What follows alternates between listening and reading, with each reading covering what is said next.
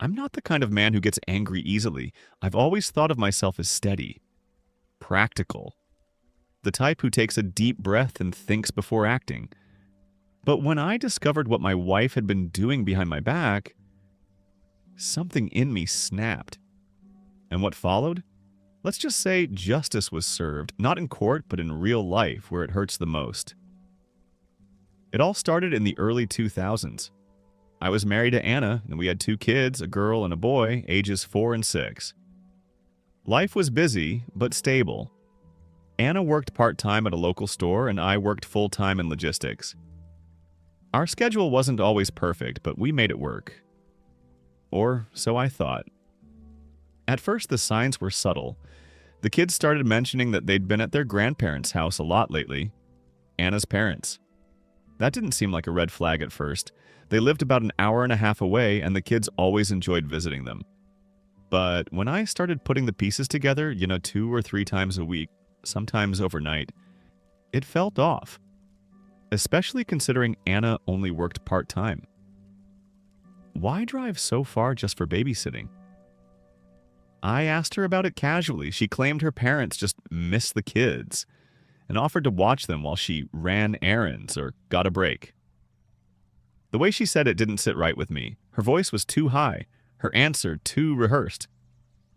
She was never a good liar, so I did something I never thought I'd do.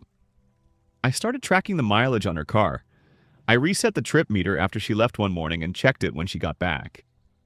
160 miles next time, 180, then 140.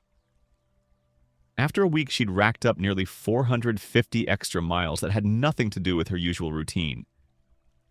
I didn't confront her, not yet. I needed proof. Then one day, fate handed me the key.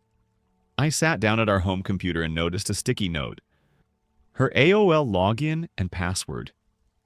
She must have written it down and forgotten to toss it. My heart pounded. I knew what I was about to do was a betrayal of trust. But what trust was left to protect? I logged in. Her inbox was mostly junk, but then I found a long thread of messages between her and her old college friend, Tina. They chatted about all sorts of things. Work, family, old memories. But then I saw it.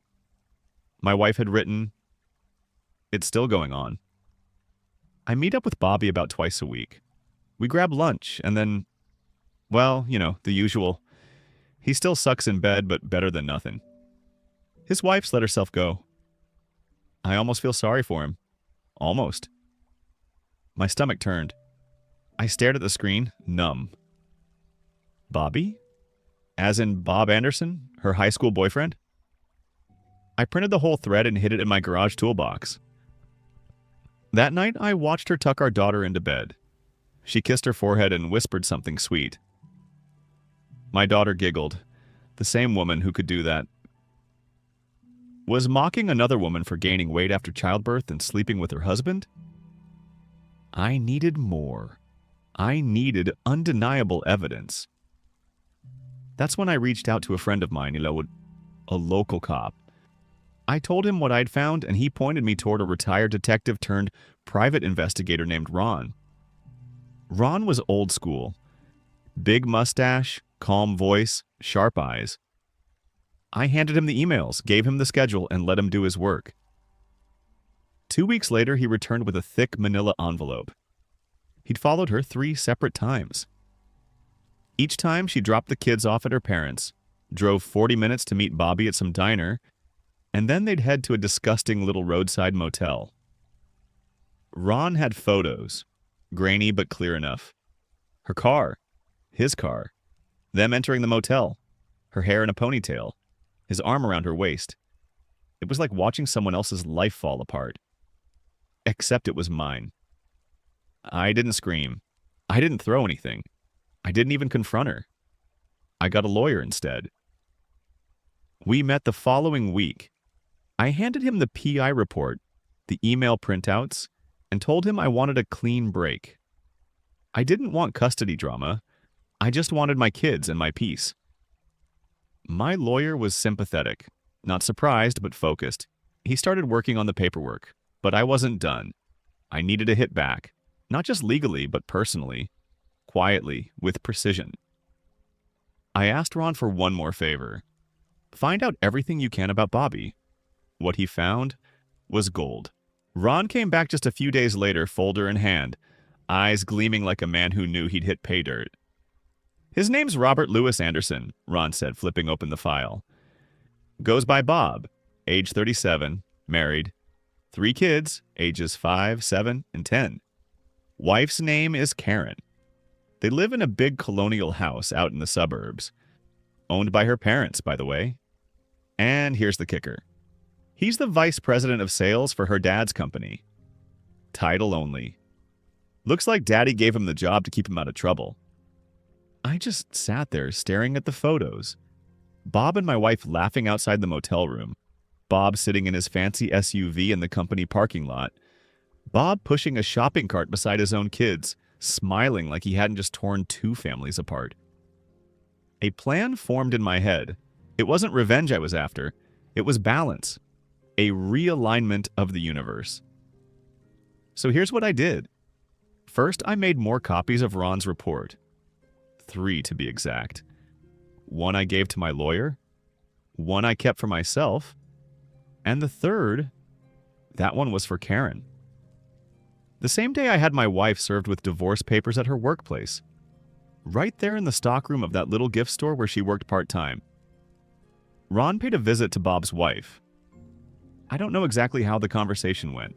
Ron's a professional, but he told me later she sat completely still the entire time he explained everything. No tears, just silence. Then she thanked him, closed the door, and that was it. The next 48 hours were chaos. Anna came home furious, ranting that I had ambushed her, that I was being dramatic. I let her scream. I didn't even flinch, just handed her the envelope with the printed emails and said, I didn't ambush you. You destroyed this marriage? I just turned the lights on. She went pale, walked out the door, spent the night at her sister's. We talked only through lawyers after that. But Bob's whole life detonated. By the end of that week, his wife had cleaned out their joint bank accounts and left with the kids. She moved in with her parents. Her father, the very man who gave Bob a cushy job and let him live in a house he owned, was livid. The minute he found out what happened, Bob was fired. Not let go or asked to resign. Fired. Publicly. Security escorted him out. Then came the eviction. Since the house was technically still in Karen's parents' name, Bob had no legal right to stay. He fought it, begged even, but they weren't hearing it. So Bob moved into a motel. Not the sleazy one he used to meet my wife in, that would have been poetic, but another one nearby.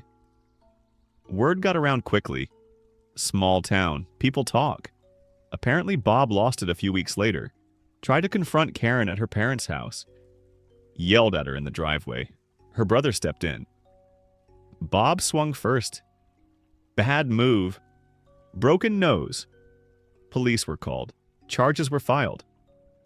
Karen filed for full custody and a restraining order. Bob got slapped with both. Meanwhile, I was watching all this unfold from a distance, focusing on my kids.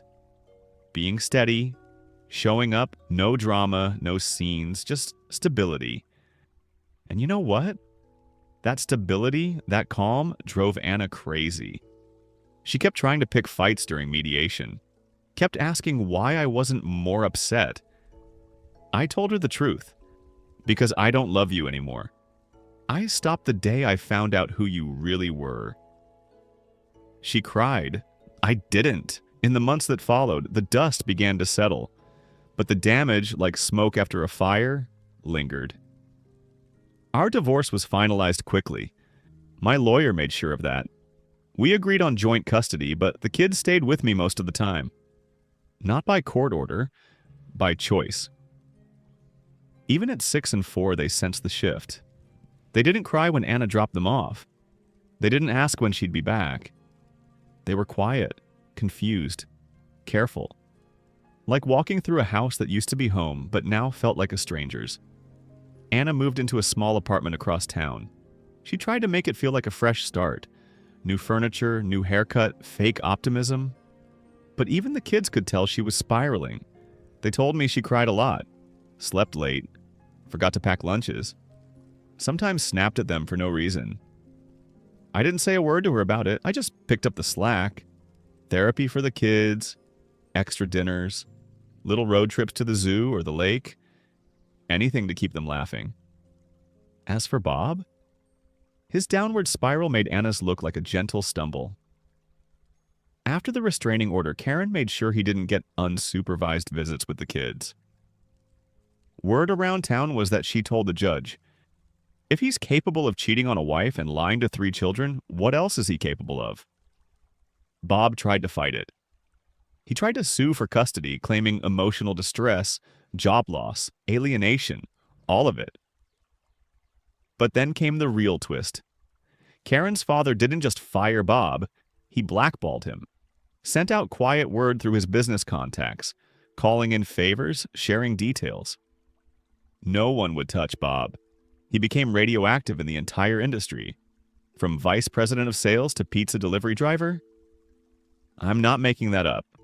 That's where Ron saw him last, dropping off a large pepperoni to a house just a few blocks from where he used to live. Wearing a crumpled red hat, looking 30 pounds thinner, tired, bitter, alone. He didn't see Ron, but Ron got a photo anyway. Sent it to me with a single message. Karma's got good aim. I didn't laugh. I didn't gloat. I just stared at the photo for a long time. And then I deleted it because I didn't need it anymore. A new chapter 2 years passed. The kids adjusted, slowly. I met someone, not right away and not seriously at first, but she was kind, patient. She never tried to be their new mom. She just showed up, consistently, quietly, and that meant everything. Anna drifted further away. She started dating again, but every relationship fizzled out. The kids eventually stopped asking about her weekends. I never encouraged that, but I didn't force them either. They were old enough to make their own judgments. One day, my daughter, 8 years old by then, asked me, "Dad, why did Mommy leave you?" I took a breath, sat down on the floor beside her and said, "She didn't leave me, she left herself, and I just couldn't go with her." She nodded, like she understood. And maybe she did. Epilogue. Lessons in Fire. It's been over a decade since all this happened. Bob vanished completely, moved out of state. Changed his name, I heard. No one talks about him. His kids? They're grown now. One of them followed Karen into the family business. The others? I don't know, but I hope they found peace. Anna and I haven't spoken in years. The last time we were in the same room was at our son's college graduation. We were polite, distant, like people who had once shared a house and now shared only a last name on someone else's diploma. Do I regret what I did? Not for a second, because I didn't burn Bob's life down out of hate. I did it out of duty. To my kids, to my own sanity, to the version of myself who had almost let it slide. See, when someone cheats, they don't just break a promise. They break reality. They rewrite the past and shatter the future. And if you let them walk away without consequence, they'll do it again. And again. And again. I didn't let that happen. I didn't just survive betrayal, I ended it. And sometimes the cleanest way to end something broken is with fire.